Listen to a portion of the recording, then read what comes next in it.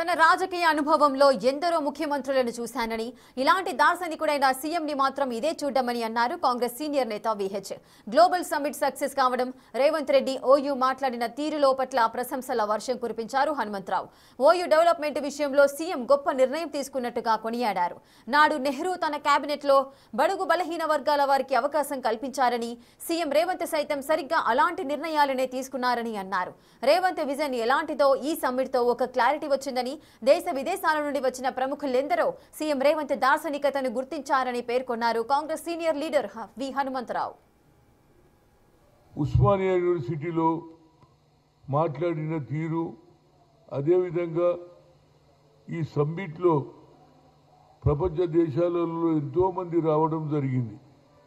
కానీ ముఖ్యమంత్రి ఒకటి మాట చాలా బాగా నాకు నచ్చింది.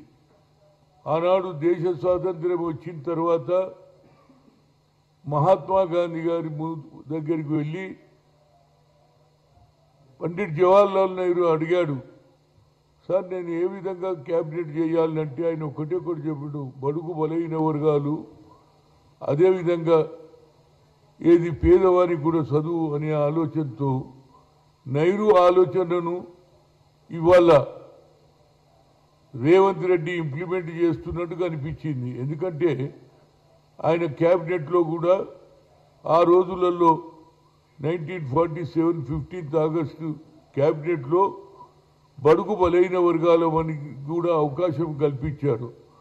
మైనార్టీలకు, క్రిస్టియన్స్కు, బీసీలకు అందరికీ కూడా అవకాశం ఇచ్చాడు. ఇవాళ ప్రతి ఒక్కరు కూడా ఏమొక కొత్త ఆలోచన, అపోజిషన్ పార్టీ ఒకటే మాట్లాడుతుంది, మాట్లాడితే ఆయనకు విజన్ లేదు, ఆలోచన లేదు, చదువు లేదు అని అంటుంటే ఆయన ఏమన్నాడు, నేను సర్కారు స్కూల్లో చదివినా, పేదరికంలోకి వెళ్ళి వచ్చినా, కానీ నాకు ఒక విజన్ ఉన్నది.